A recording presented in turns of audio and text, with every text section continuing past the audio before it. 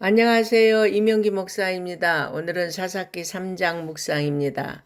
하나님께서는 가나안 족속을 일거에 진멸하지 않고 그 일부를 남겨두신 이유가 이스라엘 백성을 시험하기 위한 것이라고 말씀하십니다.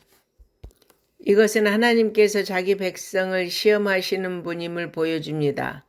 그들이 이방 민족들 가운데 살면서 신앙을 버리지 않고 하나님의 말씀에 순종하는지 살피려는 것입니다.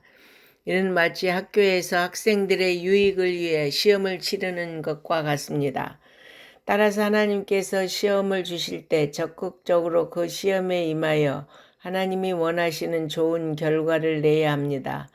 물론 하나님께서 원하시는 모든 시험의 답은 순종입니다. 그러나 이스라엘은 시험에 실패했습니다. 그들은 이방 민족을 내쫓고 싸워야 할 사명이 있었습니다.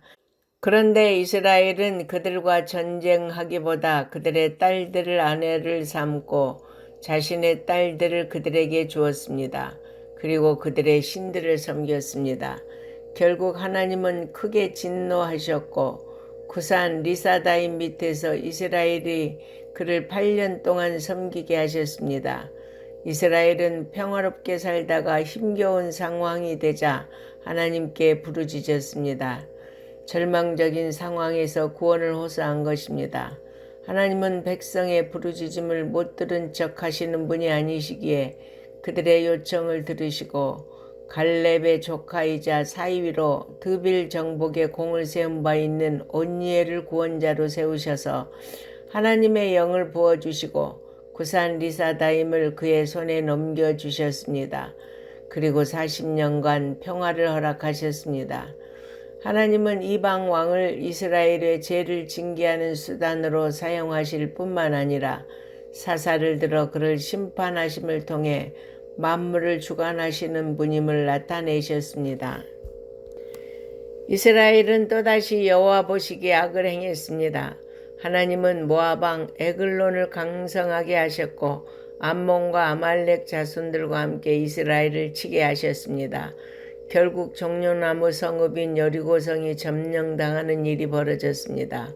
하나님이 징계의 도구로 삼으신 모압은 가나안으로 가던 이스라엘을 두려워하던 자들입니다. 그런데 지금 하나님은 모압을 강성하게 하셔서 그들이 이스라엘을 치게 하신 것입니다. 악을 행하고도 돌이키지 않는 이스라엘 때문입니다. 하나님은 그분의 백성을 무조건 보호하시는 수호신이 아닙니다. 잘못에 대해서는 징계하시는 분입니다. 그러므로 우리는 하나님을 떠나 악을 행하는 것이 얼마나 큰 죄악인지를 깨달아야 합니다. 이스라엘이 잘못을 깨닫고 하나님께 다시 부르짖자 하나님은 그들을 위해 베냐민 사람 왼손잡이 에훗을 구원자로 세워주셨습니다. 에훗은 모압의 곡물을 전달하며 굴욕적인 삶을 살고 있었습니다. 왼손잡이를 신체적 결함으로 여기고 모압 사람들은 그를 치안상 위험인물로 여기지도 않았습니다. 그러나 하나님은 강대국의 왕을 에훗을 통해 심판하셨습니다. 악한 자가 잠시 평탄한 삶을 산다 해도 그것은 보장된 평안이 아니라는 것을 알아야 합니다. 하나님은 정하신 때에 악인을 심판하시기 때문입니다. 하나님은 악인을 주권적으로 다스리시며 심판하시고 그분의 백성을 구원하십니다. 비록 지금은 하나님 앞에 악을 행해 징계받는다 해도 하나님은 긍휼히 여기시며 놀라운 능력으로 다시 구원해 주십니다. 하나님께 부르짖는 자들의 고통을 외면하지 않으십니다. 또다시 하나님에게서 돌아설지도 모르지만 은혜를 베풀어 주십니다.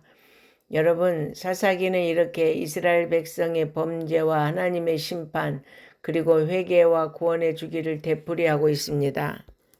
그런데 본장에서 이러한 주기를 자세히 살펴보면 이스라엘이 범죄하여 하나님의 징계를 받는 기간보다 그들이 죄에서 돌이켜 회개함으로 하나님이 구원을 베푸셔서 평강을 누리게 하신 기간이 훨씬 긴 것을 볼 수 있습니다.